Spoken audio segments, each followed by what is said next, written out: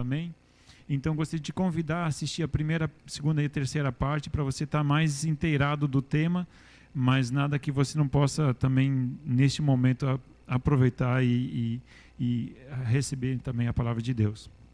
Gostaria de te convidar a abrir Ezequiel, capítulo 47, que é o texto que nós temos observado esses dias. Ezequiel, capítulo 47, e hoje, especificamente, nós vamos estar lendo... nós vamos estar lendo o versículo 5.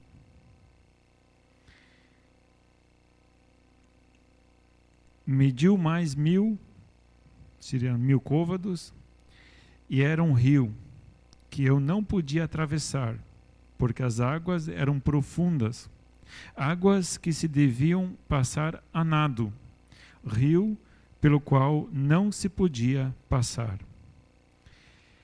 A gente vem observando gradativamente, né, esse rio que nasce no templo, um córregozinho, um filete de água, e ele vai aumentando, vai se avolumando, vai criando corpo, é um rio de vida por onde ele passa, ele vai trazendo despertamento, as águas dele mesmo já são vivificadoras, elas já trazem vida em si, seres viventes, tudo mais, e por onde passa, a natureza ela responde, a natureza, a árvores, a plantas, então tudo começa a produzir, né? Então é um rio que produz.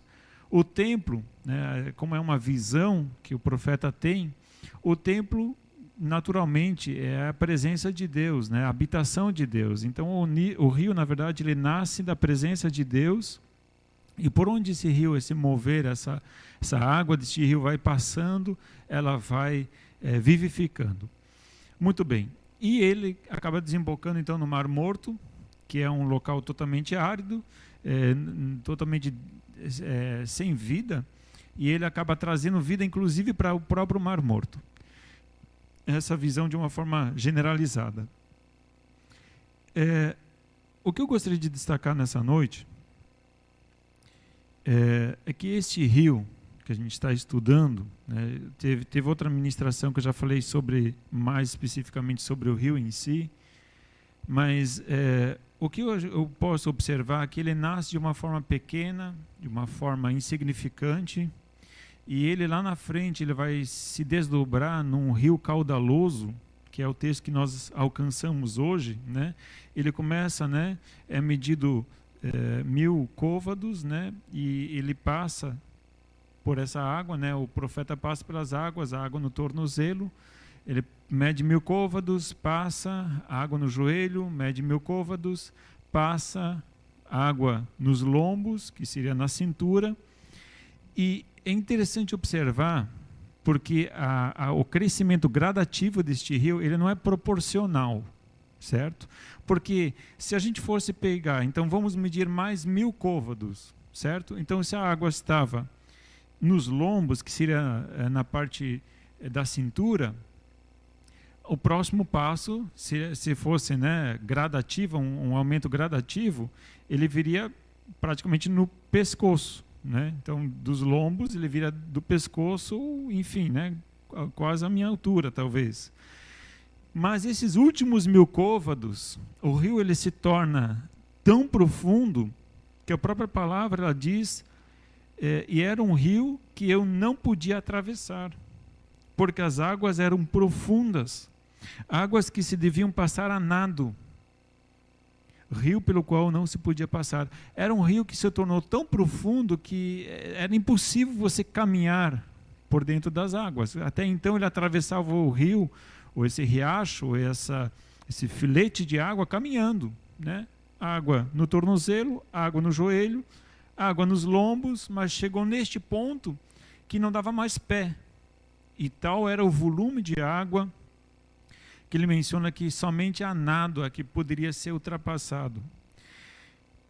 E aí me remete muito a uma parábola de Jesus, né, do Novo Testamento. Ele fala que o reino de Deus é como uma semente de mostarda, que entre as sementes seria uma tão pequena, quase que insignificante, mas lá no final, quando ela cresce, ela se torna um arbusto, até as aves do céu encontram ninho, né? Encontra um abrigo nela. São essas coisas do reino de Deus que a gente não entende, que ela começa insignificante na nossa vida e lá na frente ela toma proporções que a gente jamais tinha imaginado. São os planos e os projetos que Deus tem para a nossa vida. Tem um texto na Bíblia que diz assim que nós não devemos desprezar o dia das coisas pequenas. Às vezes a gente despreza algumas coisas, não, mas poxa, isso foi tão insignificante, mas foi uma coisinha tão pequenininha, né? Aquilo que hoje é pequenininho, lá na frente pode se tornar algo extraordinariamente grande, volumoso. Assim, tanto para coisa boa quanto para coisa ruim, né? Isso está lá em Mateus capítulo 3, versículos 31 a 32, que Jesus vai falar sobre o reino de Deus e a semente. Muito bem. Este rio, ele sai do templo. O templo significa ou simboliza a habitação de Deus, onde Deus estava presente, a presença de Deus. Então, o que acontece? Este rio de vida, ele vem da presença de Deus, e imaginando que saia da presença de Deus, a gente sabe que todo o autor da vida, quem tem o domínio, a autoridade sobre a vida é Deus. Nosso Deus é o Deus da vida, é o Criador da vida. Então, realmente, não poderia sair de outro lugar a não ser da presença de Deus. Se você for verificar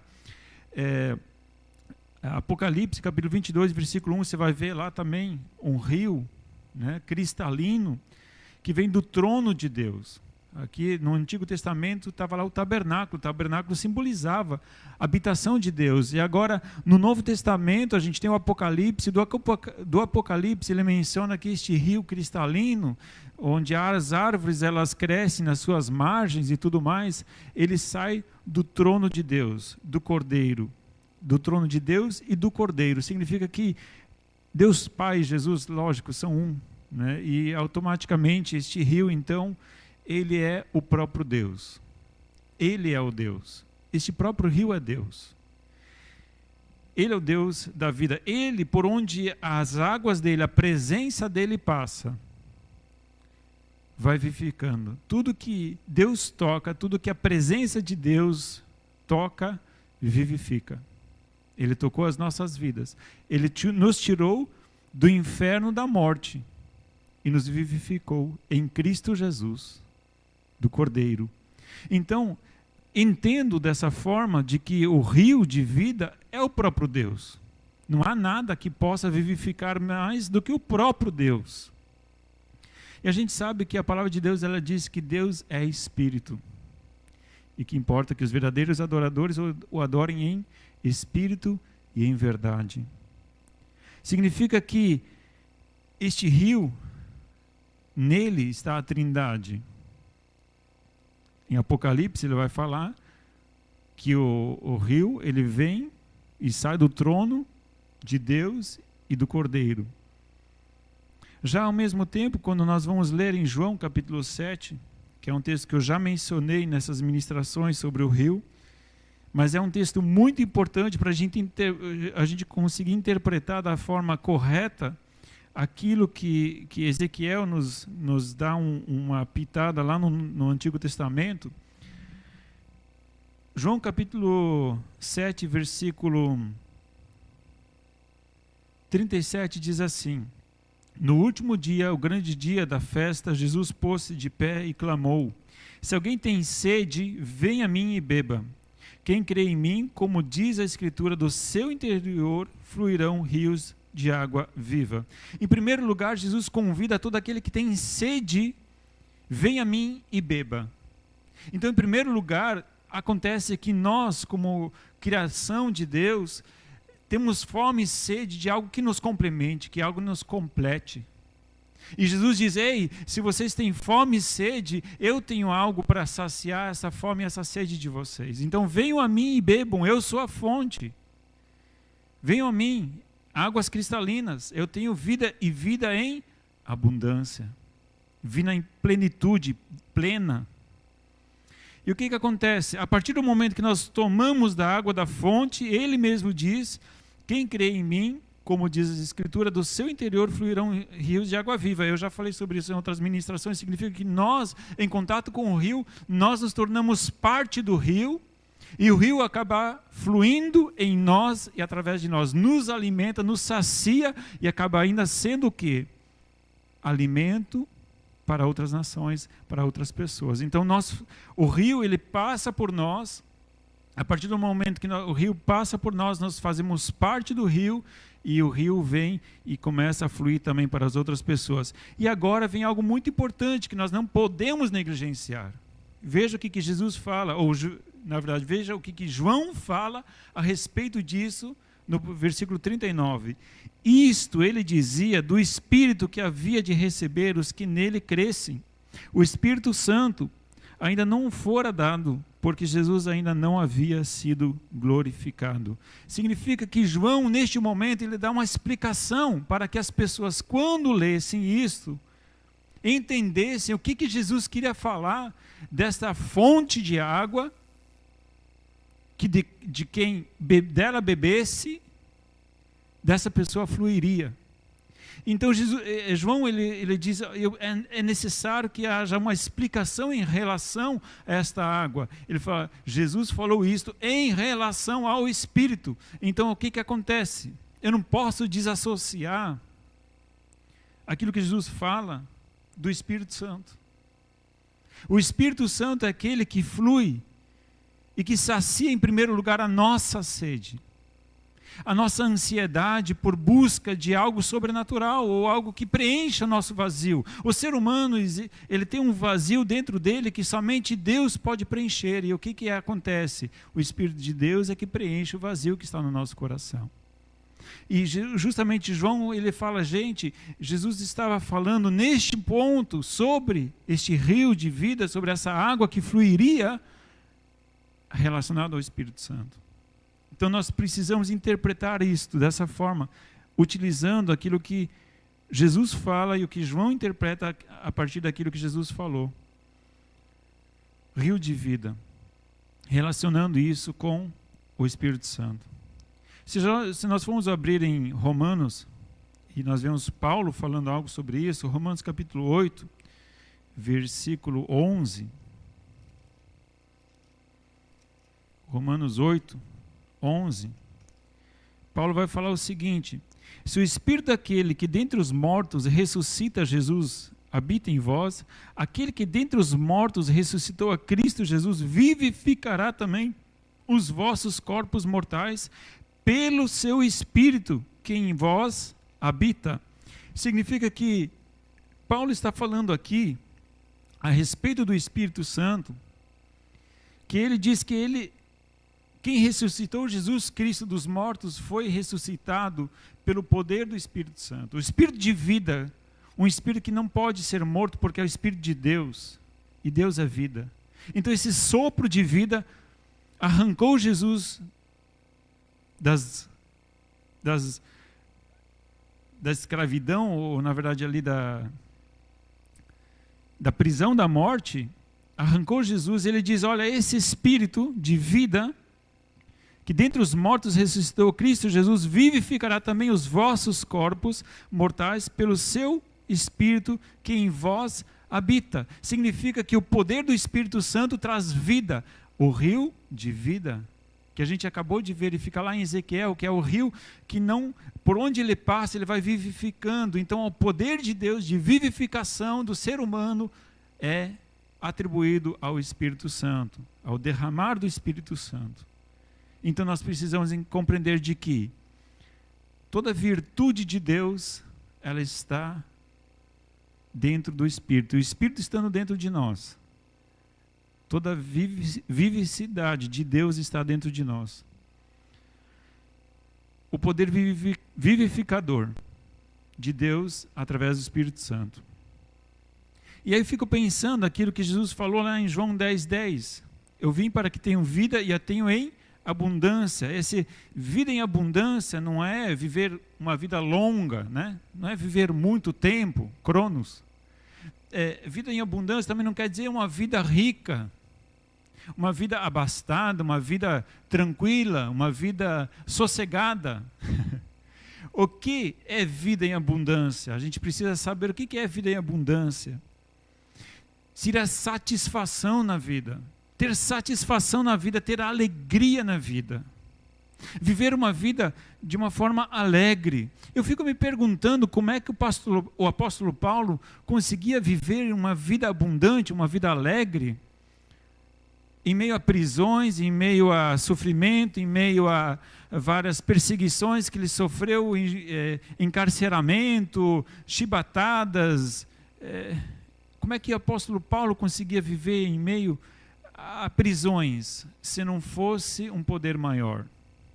Se não fosse movido por uma força não circunstancial das circunstâncias, mas algo que estava acima das circunstâncias.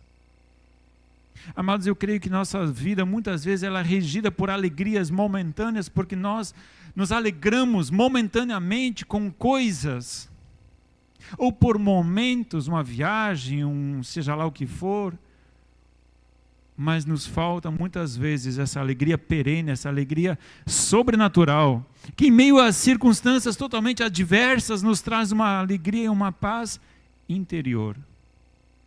Aí me remete a quando Paulo e Silas estavam presos,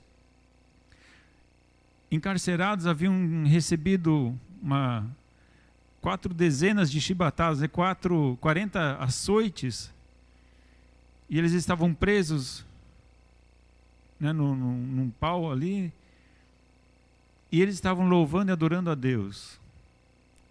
O que leva um ser humano a adorar a Deus, a glorificar a Deus? No meio da noite, no meio de um sofrimento. Se não são as circunstâncias que alegravam a vida de Paulo, de onde vinha essa capacidade de adoração, de alegria, de regozijo, de gozo? Eis que vim para trazer vida e vida em abundância. Que vida abundante é essa? Aí eu penso naquele texto que eu já li aqui também, em Efésios, capítulo 3, versículos 14 a 21, quando Paulo fala dessa grandiosa, tremenda,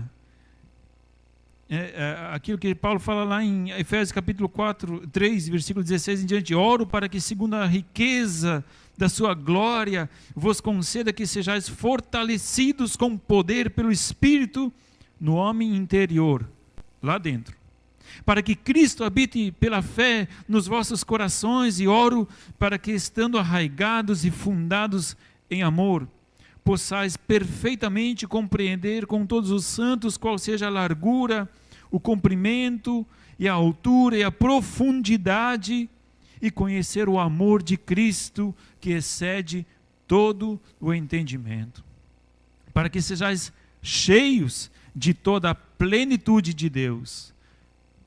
Eu fico pensando o apóstolo Paulo falando essas palavras maravilhosas. Se não há algo sobrenatural nisso, e precisa haver. Fonte de vida, rios de vida. Aonde estão esses rios de vida? Aonde está essa fonte de vida? Aonde está, no meio do cristianismo, a vida abundante que Jesus prometeu? Vida abundante que muitos têm procurado nos bens materiais, dizendo que Jesus era rico, que Jesus veio nos dar um reino, e que esse reino parece que tem muito a ver com bens materiais. Mas eu creio que é muito além, porque Paulo diz que ele aprendeu a viver satisfeito com muito e com pouco. Então a satisfação, o satisfeito, a satisfação não está em muito ou em pouco, mas a satisfação está em alguém. Satisfeito.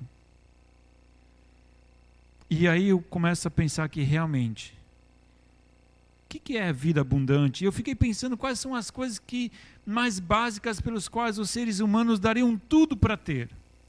Eu cheguei à seguinte conclusão, que o ser humano, o que ele busca é paz. Certo? Paz. Eu quero ter paz. O ser humano, ele busca o quê? Alegria. Quem não quer alegria? Quem não quer ser alegre?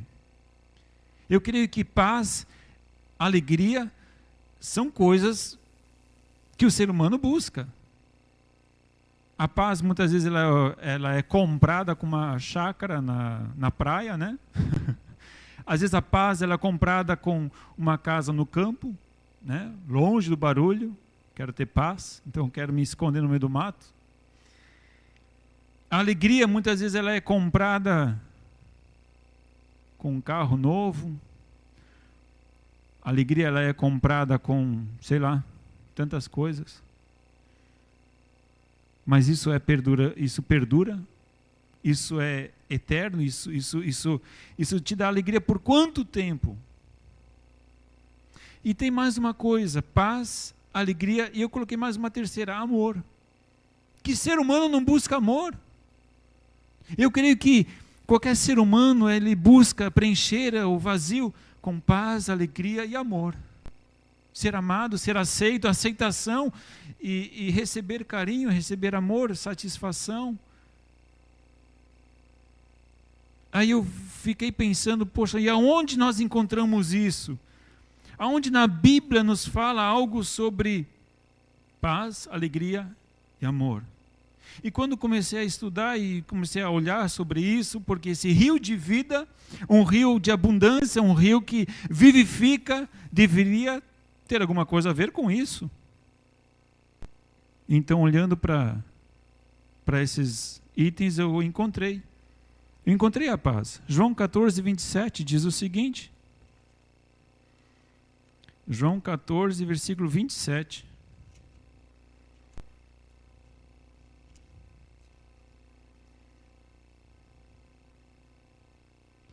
Deixo-vos a paz, a minha paz vos dou. Não vou lá dou como o mundo a dá. Não se turbe o vosso coração, nem se atemorize. Não fique preocupado, não se atemore, não tenha temor, não fique com medo. Não fique angustiado. Eu te dou uma paz. Jesus mesmo diz, Jesus promete. Eu não dou uma paz, eu não dou como o mundo a dá. A paz não é aqui, deste ambiente, a paz não está relacionada ao convívio seu. A paz que eu vou dar é uma paz transcendente, ela transcende o ambiente terreno. A minha paz vos dou. Por isso que Paulo, no meio de tanta tribulação e angústia, ele adorava, porque ele encontrou uma paz de Cristo, uma paz abundante, uma paz sobrenatural. Paz, muito bem, a gente falou que paz é alegria. Aonde encontramos alegria? Aonde na palavra de Deus encontramos a receita da alegria? Porque esse aqui deveria ser muito maravilhoso. Onde encontra alegria? Romanos capítulo 14, versículo 17 tem a resposta. Romanos 14, 7. Paulo, novamente, que é o que eu mencionei há pouco, ele fala o seguinte sobre a alegria. Pois o reino de Deus não é comida nem bebida. Significa, não são coisas transitórias aqui da nossa dimensão, mas justiça, paz e alegria no Espírito Santo. Ele diz que esses dois atributos, paz e alegria, elas nos são concedidas através do poder do Espírito Santo. Então significa que a alegria que tanto nós ansiamos não está em comida nem em bebida, mas no Espírito Santo. Os dois itens que eu falei até agora, paz e alegria. E Paulo diz, isso aqui não tem a ver com comida nem bebida, isso não tem a ver com paz aqui no mundo, isso não tem a ver com uma chácara lá na praia ou na fazenda, isso tem a ver com Deus, isso tem a ver com o Espírito Santo. Ele é derramado em nossas vidas pelo Espírito Santo. E se a gente for verificar no capítulo 15, versículo 13, Romanos 15, 13, ele vai falar o seguinte, ora, o Deus de esperança vos encha de todo gozo ou alegria e paz na vossa crença, na nossa fé, para que abundeis na esperança pelo poder do Espírito Santo. Novamente, Paulo atribuindo ao gozo, alegria, né? O gozo, a alegria e a paz, novamente no poder do Espírito Santo. Por que Paulo, então, tinha essa capacidade sobrenatural de adorar em meio a situações totalmente adversas? Não estava relacionado ao ambiente no qual ele estava, ou à condição na qual ele estava, mas aonde estava o coração dele? Onde estava aqui dentro? Aonde ele estava aqui dentro?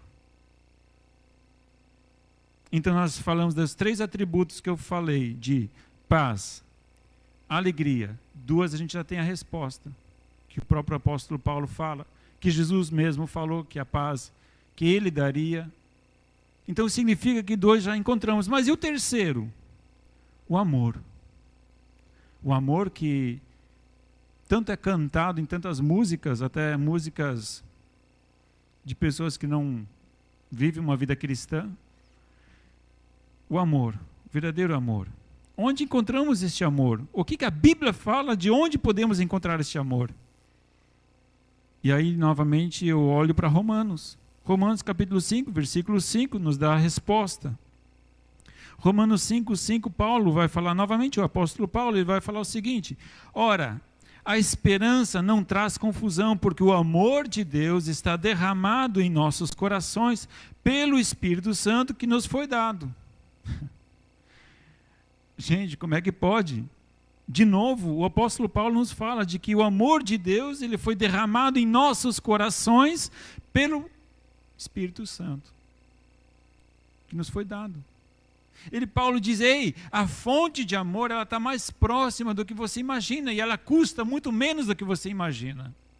Você não precisa comprar o amor de Deus, você não precisa gastar para ter alegria, paz e amor, mas ele está dentro, ele está em alguém, ele está numa pessoa, ele está num rio, e este rio chama-se Deus. E o acesso a este rio é pelo poder do Espírito Santo. Ele flui, ele conduz, ele traz isso para ti. Ele já vem, ele traz isso. Você não precisa ainda fazer uma série de sacrifícios ou coisas assim para que isso venha. Isso já veio, isso já foi derramado. Você pode dizer, poxa, pastor, mas interessante isso. Teria até mais um outro texto de 1 João, capítulo 4, versículos 12 a 16, que fala sobre o amor de Deus, que fala também sobre o amor aos irmãos, e se Deus habita em nós, o amor de Deus está em nós. Enfim, não vou entrar em detalhes, mas tem 1 João, até o próprio apóstolo João também fala sobre o amor de Deus, e ele refere isso em relação a Deus, e também há uma menção do Espírito Santo neste texto, que nos remete justamente ao derramar de Deus na vida daqueles que amam a Deus e Deus está neles. Aí você pode dizer, poxa, pastor, é interessante isso tudo, mas como assim? Por que eu sendo cristão, porque eu sendo quem sou, eu sirvo a Deus, eu até vou para o culto e até pago os meus dízimos, eu até... Por que parece que há uma sequidão tão grande dentro de mim? Por que parece que há uma ausência de alegria, uma ausência de paz, uma ausência de amor, de aceitação? Por quê? Se eu creio em Deus e se eu creio que no momento que eu aceitei a Jesus, o Espírito Santo de Deus veio habitar em mim, por que ainda estou tão seco, estou tão desgastado e parece que está tão distante essa alegria que você diz? E a Bíblia, ela não mente, ela deve estar falando a verdade. Se isto está ao meu dispor, eu quero encontrar isso, eu quero receber isso. Então nós vemos já de que este rio de Deus, que traz vida, uma vida abundante, porque havia toda uma sorte de seres viventes dentro do rio, e por onde o rio passava, haviam árvores, e árvores que começavam a dar fruto, e o fruto, todo mês havia fruto, não havia escassez de fruto. Então significa, é um rio que é abundante. Eu falei semana passada de que nos estágios deste rio, Deus está nos levando a um período mais profundo do rio. E eu quero dizer para vocês que alcançar este estágio mais profundo do rio, em primeiro lugar, requer obediência. Requer obediência em ouvir a vontade de Deus em medidas, os 1000 côvados, né? Os 500 metros, que nós cumpramos a nossa parte, que nós façamos aquilo que Deus nos pede. Isso tem a ver com a ministração da semana passada.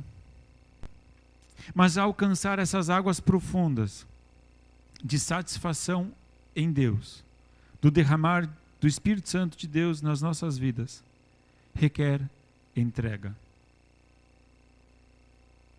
Entrega.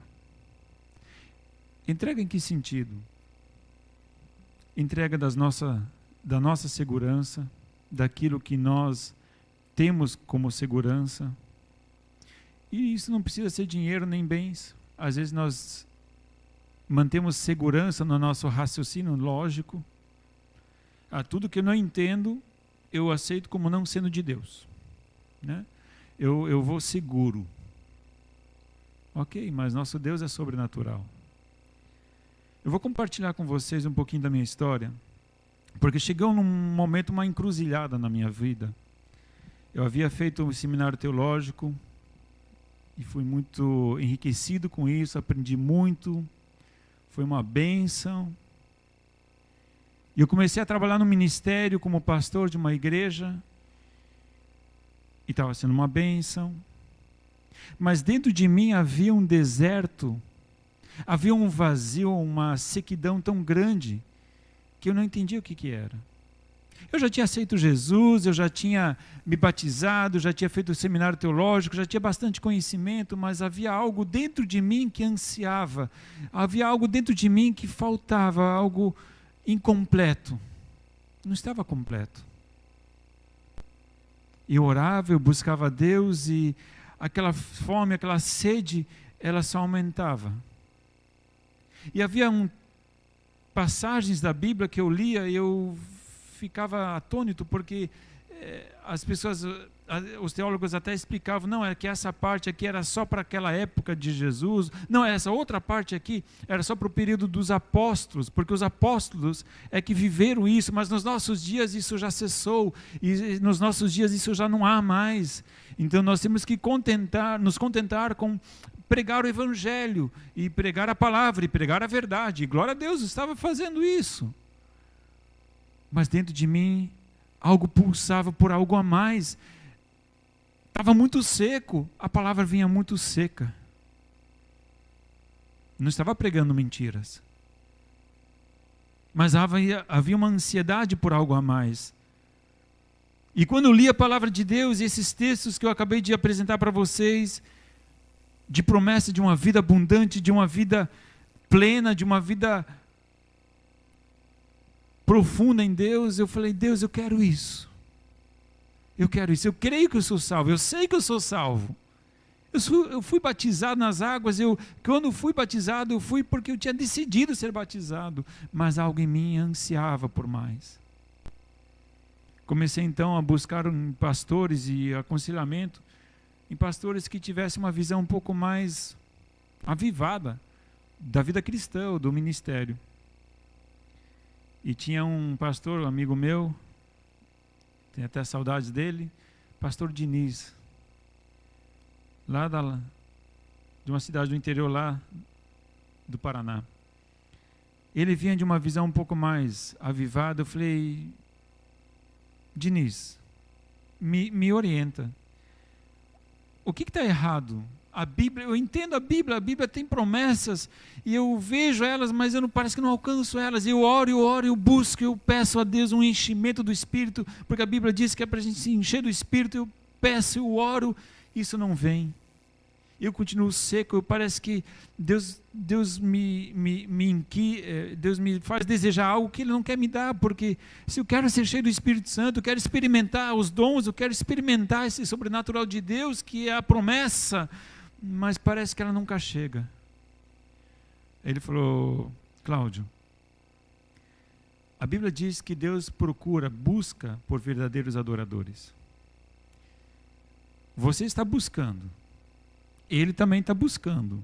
Foi o dia que vocês se encontrarem, vai ser um encontro histórico.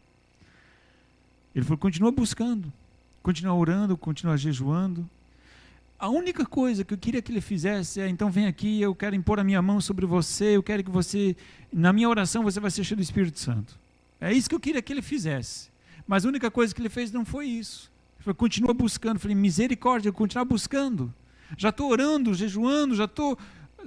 Né, eu ia sozinho lá no meio do pasto, né, orar para Deus me encher, enfim. Eu já não sabia mais o que fazer, plantava bananeira, enfim, né, aquela coisa toda, angústia. E nada. Amados, foi um período de 3 anos de jejum e oração. Eu saí de um jejum para entrar no outro, assim, eu estava desesperado por mais de Deus. E quando num momento, eu fui num acampamento, num retiro, e o ministrante que estava ministrando, ele começou a orar e falar sobre o Espírito Santo. E depois disso ele falou: agora eu quero que aquele que tem fome e sede demais, Deus vai encher este lugar da presença dele hoje. E se você quer mais de Deus, Deus vai te atender. Eu falei: oh Deus, tem que ser hoje. Tem que ser hoje. Já passei batido em tanta fila, né? Porque parece aquela pessoa, né, que você acaba na tua vez, né? Você chega lá para receber e não, já acabou antes, né? Então eu já peguei tanta fila, né? De pegar a oração, de pegar não sei o que, misericórdia. Eu falei: hoje, precisa ser hoje. E ele falou: então os pastores, e eu já era pastor naquela época, ele: venham aqui à frente, gostaria de orar especificamente por vocês. Amados, eu não sei o que aconteceu. Sei que ele só falou uma palavra: fogo. A hora que ele falou fogo, eu não vi mais nada. Literalmente fiquei durante 2 horas ou 2h30 prostrado, chorando e sendo enchido do Espírito Santo. Foi uma experiência extraordinária. Amados, eu não estou falando hoje, não estou pregando aqui para que você busque o batismo com o Espírito Santo, que você busque falar novas línguas. Eu não estou criando regras, só estou falando o meu testemunho. Abrindo a sequidão que eu passei e a resposta em quem eu achei. Que depois eu percebi que, na verdade, o que eu realmente queria era Deus. Era paz, era alegria. E eu comecei a encher e ser cheio de uma alegria, de uma paz tão grande. E muitas pessoas, elas experimentaram isso quando aceitaram Jesus. E elas dizem: uou, sim, eu lembro disso. Eu já fui assim. E amados, sabe o que eu lembrei depois? Que eu realmente já tinha sido assim. Quando eu tinha aceito a Jesus, eu ia buscar as vacas no pasto, louvando, adorando a Deus, e eu voltava, e parece que não cabia dentro de mim, de tanta alegria, dava vontade de sair correndo, dava vontade de falar de Jesus para todo mundo, mas só tinha vaca no meu redor, então não ia adiantar muita coisa, mas havia uma alegria, um transbordar de vida, que era algo incrível, quando aceitei Jesus. Mas nos dias que se sucederam, aquilo parece que foi minguando. Aquele rio que parecia que começou grande, ele depois terminou um filete de água e depois só sequidão. Aonde eu perdi no meio deste caminho a alegria do Espírito? Aonde você perdeu no meio do caminho a alegria do Espírito? Amados, eu não estou falando que você tem que ter uma segunda experiência.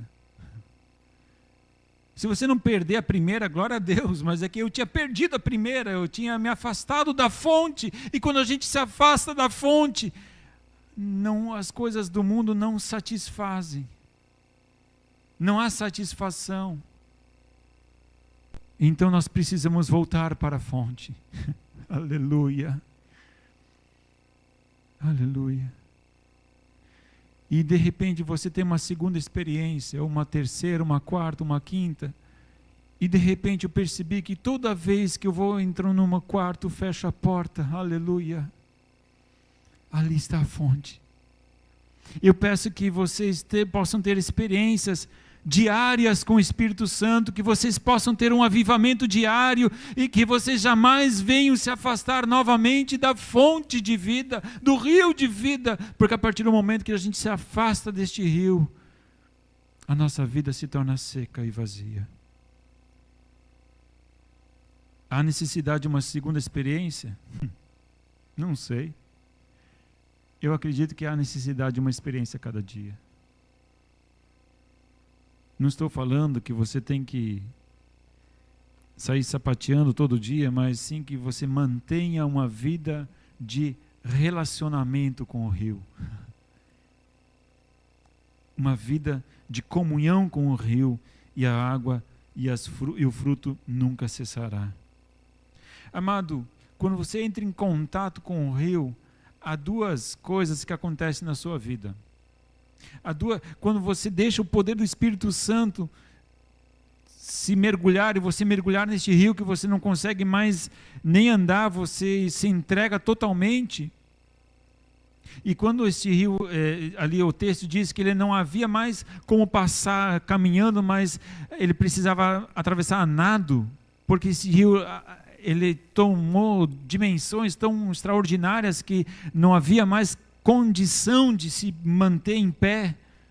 Justamente quando muitos cristãos são tão cheios do Espírito Santo que realmente eles não conseguem mais se manter em pé da glória, da presença, da glória de Deus. E foi o que aconteceu comigo. É entrega total e abundante de Deus na nossa vida.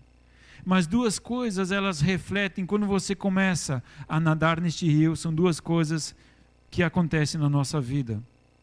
E quando o Espírito Santo, ele começa a nos conduzir, não é nós que conduzimos o Espírito, mas o Espírito nos conduz.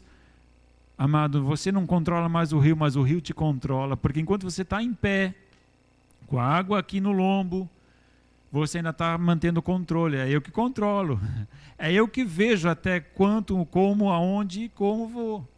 Agora, a partir do momento que o rio te leva, e você não tem mais controle sobre o rio, mas o rio que tem controle sobre você, aleluia, aí sim começa uma vida cheia do Espírito. E aí duas coisas vão aparecer na sua vida: os dons do Espírito e o fruto do Espírito. Os dons do Espírito Santo, elas são nos descritas em 1 Coríntios capítulo 12, versículo 7 em diante. A manifestação do Espírito é dada a cada um para o que for útil. A um pelo Espírito é dada a palavra da sabedoria, a outro pelo mesmo Espírito a palavra de ciência, a outro pelo mesmo Espírito fé, a outro pelo mesmo Espírito dons de curar, a outro a operação de milagres, a outra profecia, a outra discernimento de espíritos, a outra variedade de línguas e a outra interpretação de línguas. Mas um só e o mesmo Espírito opera todas essas coisas, distribuindo particularmente a cada um como quer.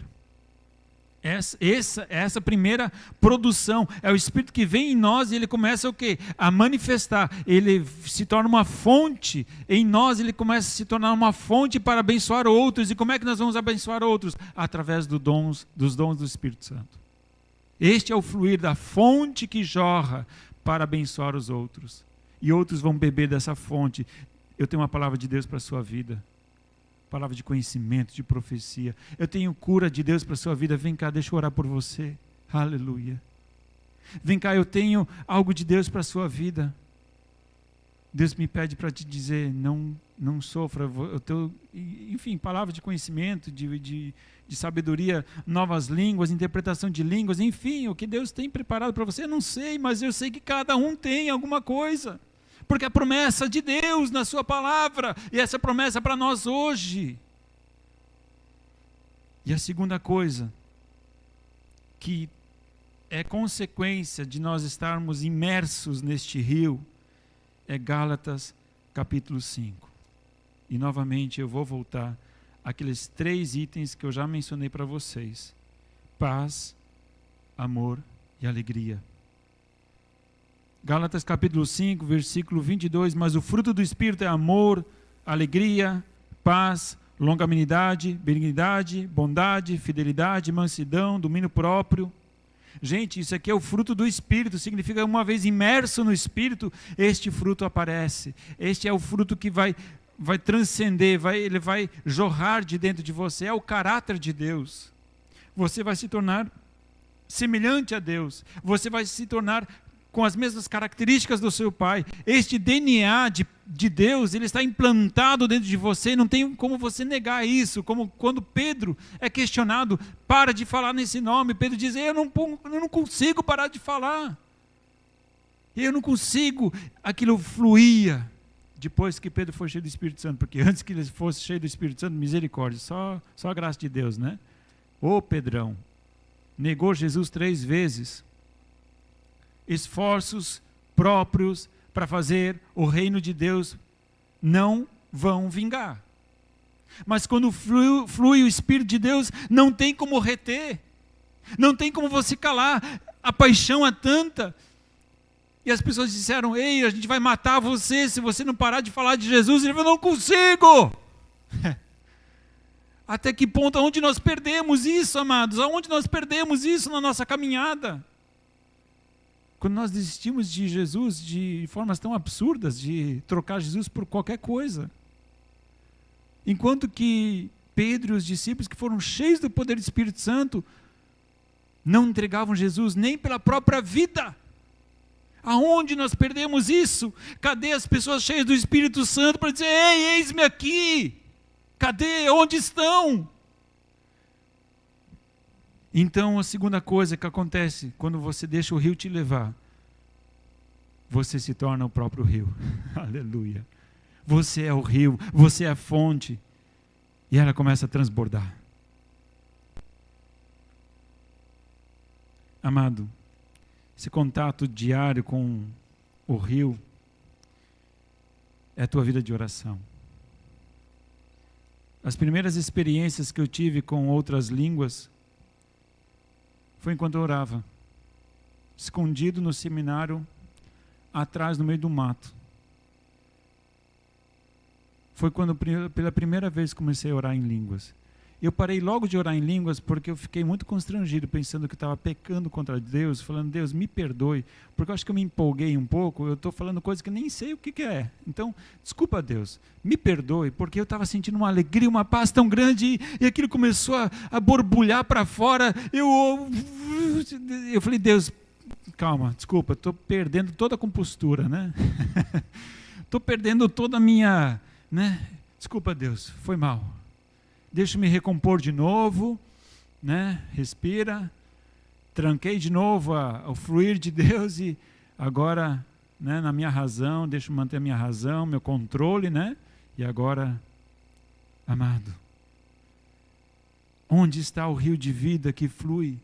Amado, é no período que você toma para estar com o rio, com o Espírito Santo.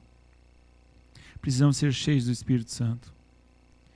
Quanto mais nós transbordarmos do Espírito Santo, mais paz, amor e alegria nós vamos sentir. Quanto mais contato com este rio, mais molhado você fica e mais água você tem para dar. Mas como é que você vai dar uma água que nem você não tem? Primeiro você precisa estar encharcado, aleluia. E quando você está encharcado de água, a água começa a fluir. E nações começam a beber daquela água que está encharcada em você. Amado, uma coisa precisa ficar muito clara nesta noite. A alegria, paz, amor, elas não estão em circunstâncias. Elas não estão no ambiente no qual você está. Elas estão numa pessoa. Estão em Deus. E quando se dobra os seus joelhos em oração, você alcança as águas profundas, as águas do Espírito Santo. E você pode ser cheio da presença de Deus, da paz, da alegria, do gozo. Peça o enchimento do Espírito. Peça o enchimento do Espírito novamente, eu repito. Jesus diz, bate, a porta se abrirá. E isso ele falava em relação ao Espírito. Agora perdi o texto, enfim, que eu não tinha anotado, não tinha preparado esse texto para hoje, mas Jesus mesmo diz: ei, peça o Espírito, peça, clame. E a promessa é para todos nós. Eu quero me despedir hoje, e eu espero que você esteja inconformado. Meu desejo mesmo é que você permaneça inconformado com o seu próprio cristianismo. Mas que essa inconformidade te leve a uma busca mais profunda de Deus. Eu não quero ficar com a água só no tornozelo, eu não quero ficar com a água apenas nos pés, eu quero sim a plenitude que Deus tem para mim, eu quero essa plenitude que Paulo fala em Efésios, eu quero essa vida abundante que Jesus prometeu. É lógico que Jesus também se refere ao céu, é lógico que a vida plena, totalmente abundante, ela será completa no céu, mas, amado, já existe algo aqui na terra para ser experimentado. Paulo experimentou, por isso que no meio de circunstâncias totalmente adversas, ele cantava e adorava a Deus. E Paulo fala várias vezes naquilo que ele já tinha experimentado, não que ele queria experimentar no céu, mas ele diz: já está derramado em nossos corações. Amado, a promessa para nós hoje, de uma vida abundante em Cristo, na presença do Espírito Santo. Gostaria de convidar a fechar seus olhos.